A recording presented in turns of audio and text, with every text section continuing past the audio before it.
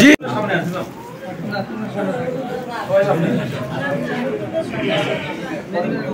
সামনে সবাই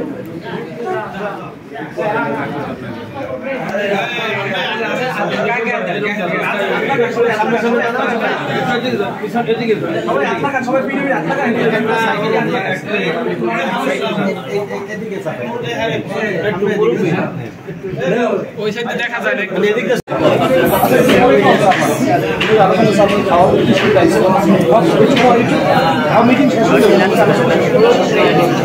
সবাই আসে সবাই আসে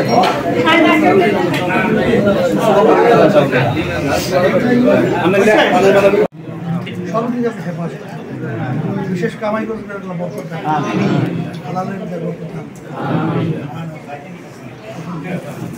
আদর শরীফ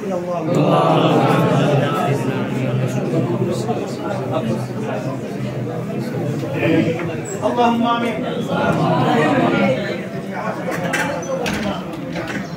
اللهم সকল দিনের জন্য কবুল করে আমাদের কল্যাণের জন্য কবুল করে বিপদ থেকে হেফাজত আমিন আল্লাহ সব আপনার সুবহান আমিন আল্লাহ সব দিক থেকে আপনি হেফাজত করুন আমিন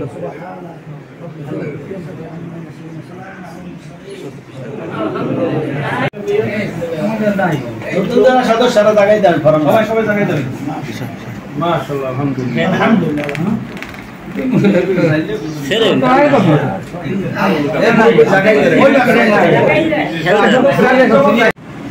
আমাদের সর্বপূর্ণ হইবে আমরা আমাদের সাথে চেষ্টা করবো আমরা না পারলে উপরে কোথাও হইতে হয় সেটি আমরা মাফ করবো অবস্থা বুঝতে পারছি বাকি বিগত দিনে এই 54 বছরের যে রাজনীতি চলছে বাংলাদেশে সেই অবস্থা তো বাংলাদেশে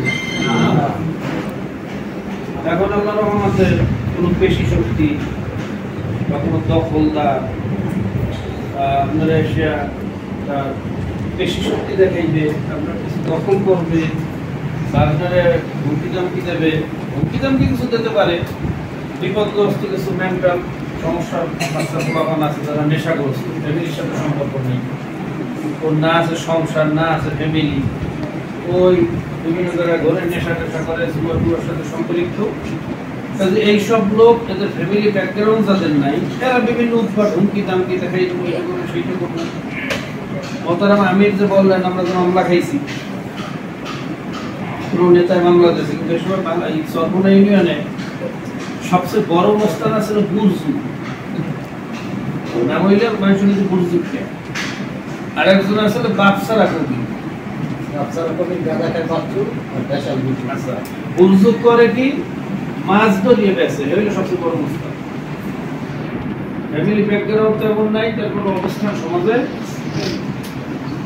বাপসারা কবি কি কারণে বাপসারা বলে এটা তো আপনারা বুঝেন তারও কোনো ফ্যামিলি ব্যাকগ্রাউন্ড নাই এ হইলে সবচেয়ে বড় অবস্থান অর্থাৎ যাদের ফ্যামিলি বন্ধন নাই এরকম কিছু উদ্ভট বিপদগ্রস্ত পোলাপান থাকে যারা এই বিভিন্ন রকমের তাওয়ানি মাস্তানি খুব দেখাই তুমি এটা করবো সেটা করবো কিন্তু আসলে এগুলো একটা ফাঁকা আওয়াজ এটা কি যেমন বেলুন বড় দেখা যায় না অনেক মনে হয় বিশাল একটা কিছু একটু ফুটে ফুটিয়ে দিলে কথা ঠিক না এরকম ফাঁকা আওয়াজ দেওয়ার কিছু লোক থাকতে পারে কিন্তু যদি জায়গা মতো গুঁতো দেওয়া যায় ও ফুটে হয়ে গেল তার কিছু নেই কথা ঠিক না এই ফাঁকা আওয়াজ ওয়ালা লোক যদি থাকে আমাদেরকে বলবো আমরা একটা ব্যবস্থা নেব কোন ভয় আছে ইনশাআল্লাহ 12টা হোক 1টা হোক 2টা হোক 3টে হোক যখন যে অবস্থায় যেভাবে আপনাদের সহযোগিতা করা দরকার ইনশাআল্লাহ আমরা আপনাদের পাশে থাকবো আলহামদুলিল্লাহ এটা হলো প্রথম কথা মানুষ আগে কোথায় নিবে কথা ঠিক না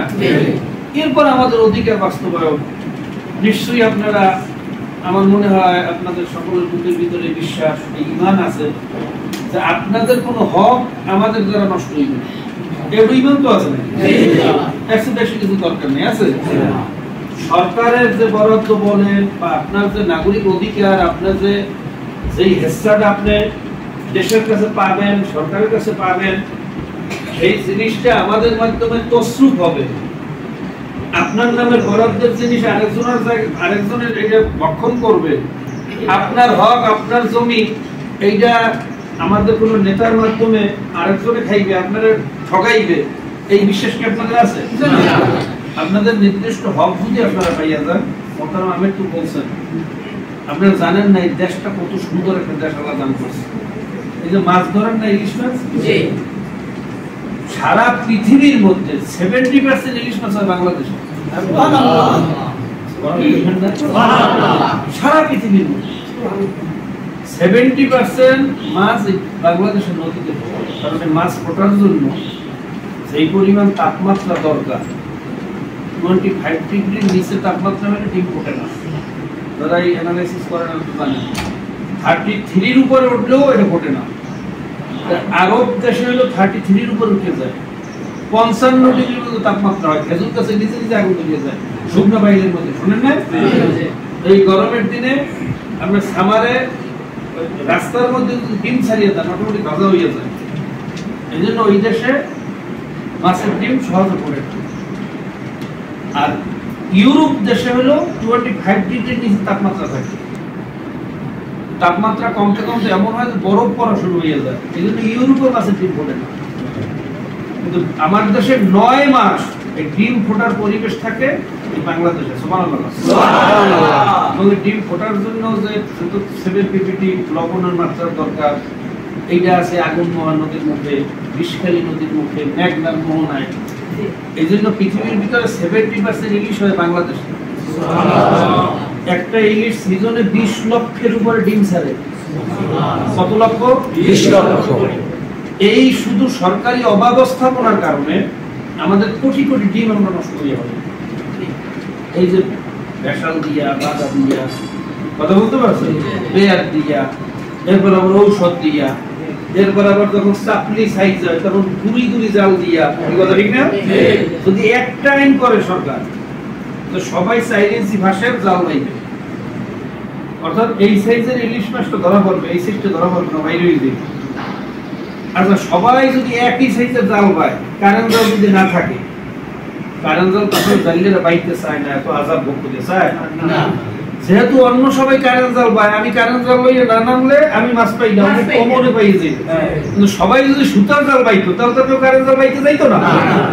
তা আমাদেরকে কারেন্ট জালের নামে লড়াইয়া আমরা গরিব মানুষ একটা স্ত্রীর স্বর্ণ বন্ধক দিয়ে একটা গাছ বেচিয়া একটা নৌকা জাল লইয়া নদীতে নামি, আমাদের তো অবরোধের নামে লড়াই, আমাদের নৌকা বলতে তলাফুদা করে, আমাদের জালের মধ্যে আগুন দেয়, আবার কিছু জাল এই জায়গাতে ধরিয়ে নিয়ে ওই পেশে লইবে আসছে। এটা কানামাসি ভোগো খেলা, অবরোধের নামে একটা তামাশা, কথা কয় না? তামাশা না করিয়া যদি পরিপক্ষ একটা প্ল্যান করতো সরকার, বাংলাদেশে কারেন্ট জাল উৎপাদন হবে না। দেখেন, একদিকে গাঁজাখোরের ধরে, অন্যদিকে আবার গাঁজার উৎপাদন এবং গাঁজার যে বড় বড় চালান আছে তারা হইলে দেশের সবচেয়ে বড় মেয়া, তাদেরকে সার করে সেলুন দেয়। গাঁজা যদি আমদানি বন্ধই হয়, আমাদের ছেলেরা গাঁজা খেতে পারে? কারেন্ট জাল উৎপাদন করা বন্ধ না করিয়া গরমে আছে, কথা বলেন না? এই গরিবের উপরে স্টিম রোলার চালা, এটা কি আইন না জুলুম? জুলুম না? এই জুলুমের কারণে আমাদের দেশে